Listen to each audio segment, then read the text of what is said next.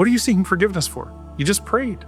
Why would you seek forgiveness? The most superior forgiveness is the istighfar of the Prophet ﷺ. When the Prophet ﷺ used to seek forgiveness from Allah over 100 times a day, what was he seeking forgiveness for? It wasn't for sin. It was for feeling naqs, for feeling deficiency, for feeling taqseer, for feeling like you didn't do enough. Allahu Akbar, Allahu Akbar.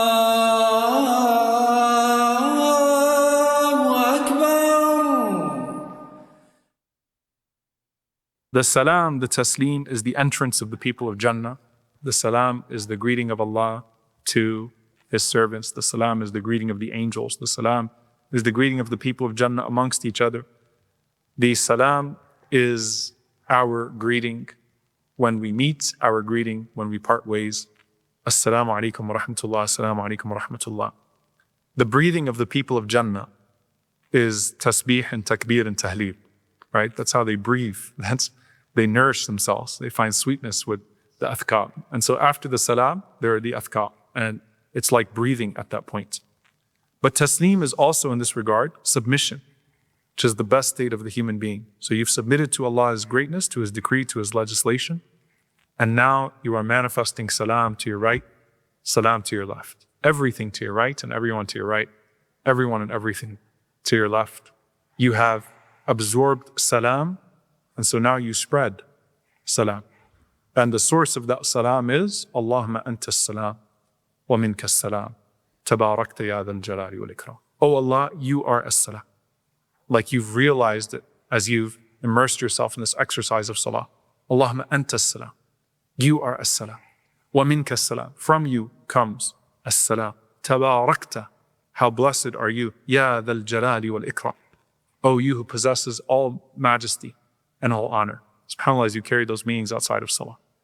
Like, imagine if you just came out of a big meeting and you just had this type of a relationship, this type of an interaction. You're going to call people, you're going to talk about how amazing it was.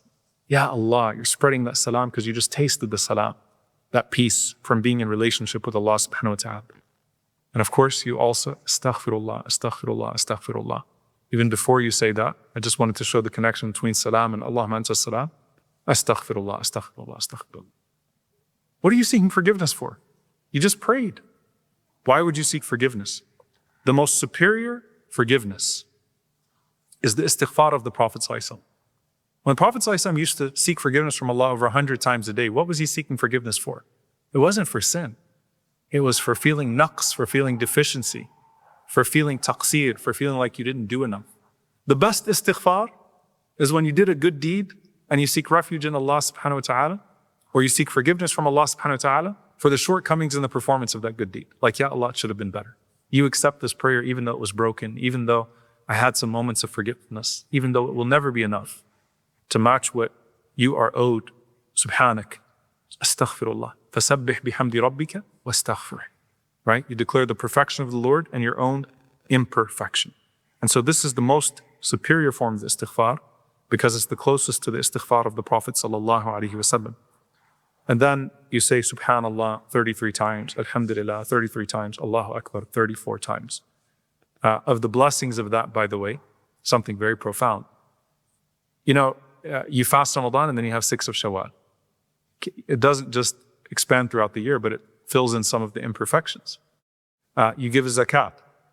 Zakat is like an admission that some of my wealth is certainly impure, and so I'm purifying it. You made tasbih and tahmeed and takbir in your salah, but some of them might not have been very perfect, right? And so part of it is makeup and part of it is addition. So subhanallah, alhamdulillah, Allahu Akbar. There's one narration which is so profound. The Prophet ﷺ was using his hands. It's an authentic narration. And he said, subhanallah 10 times, alhamdulillah 10 times, Allahu Akbar 10 times. He said 150 on the tongue, 1,500 on the scale. What does he mean 150 on the tongue? If you said subhanallah 10 times, alhamdulillah 10 times, Allahu Akbar 10 times after every salah, that's 30 times per prayer. 30 times 5. How much is that? 150. So the Prophet ﷺ said 150 on the tongue, 1,500 on the scale, because Allah Azza wa Jalla multiplies every good deed by at least 10.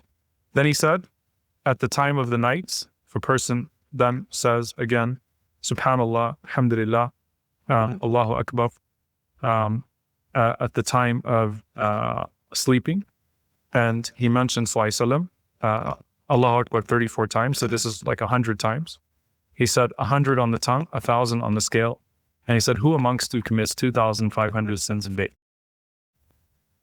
Now, the mention of 10, 10, 10, as opposed to the 33, 33, 34, or 33, 33, 33, and La ilaha illallah wahdahu la sharika lah, lahul mulku wa lahul hamdu wa huwa ala kulli shay'in qadir. The mention of that is at the bare minimum. Let's say that you don't have time to say Subhanallah 33 times, Alhamdulillah 33 times, Allahu Akbar 34 times, or 33 times with the extension of Tahleem. At least do the 10 times, right? And aim for the highest level there. The last thing, dear brothers and sisters, that I will say here, the greatest fruit of Salah is that closeness to Allah subhanahu wa ta'ala, is that Korkut. The Prophet ﷺ did not say about any other ibadah that my qurratu ayn, the coolness of my eyes was made in. He didn't say my coolness of my eyes is in my siyam or in my hajj. He said it was in my salah. It's in my salah. Arihna biha ya biha. Comfort us with it, O Bilal. It's the greatest form of closeness because it's a consistent closeness. You know what's amazing about it? It doesn't matter what your economic status is, even what your health status is. You have salah. You don't have to do anything, go anywhere. Like Hajj, you have to go to Mecca. Umrah, you have to go to Mecca. Salah, you wherever you are. It doesn't have a season like Ramadan. It doesn't have a threshold like Zakat. Every single believer has access to Salah. And that Salah is a consistent closeness to Allah subhanahu wa ta'ala that transcends all things. And Ibn al-Qayyim rahimahullah mentions that didn't Fir'aun promise his people when they asked him, أَإِنَّ لَنَا لَأَجْرًا إِن كُنَّا نَحْنُ الْغَالِبِينَ?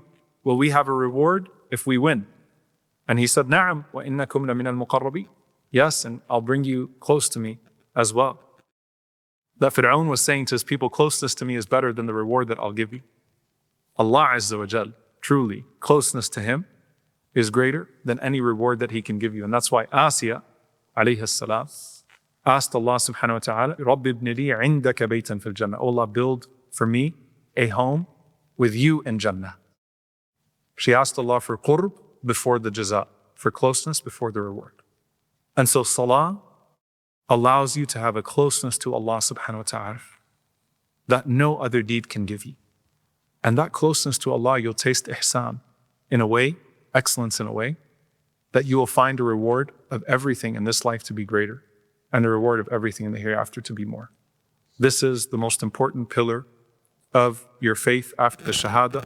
This is your therapy in this life that was given to the Prophet ﷺ after his most difficult days. And this is your greatest reward in the hereafter. And what I remind you of is that the regret of the people of hellfire will be لَمْ نَكُ مِنَ الْمُصَلِّينَ. We weren't amongst those who used to pray. And the regret of every single person who's passed away is that they didn't pray enough.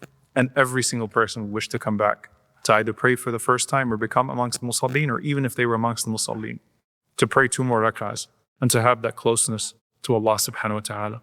So seek that closeness to Allah subhanahu wa ta'ala. Let this be a lifelong pursuit that you work on your salah until the very last moment. May Allah subhanahu wa ta'ala make us the people of khushu'. May Allah Azza wa Jal make us the people who truly pray and who immerse ourselves in that. May Allah Azza wa Jal bring us close to Him. Allahumma ameen. Jazakumullahu khairan. Wassalamu alaikum wa rahmatullahi wa barakatuh.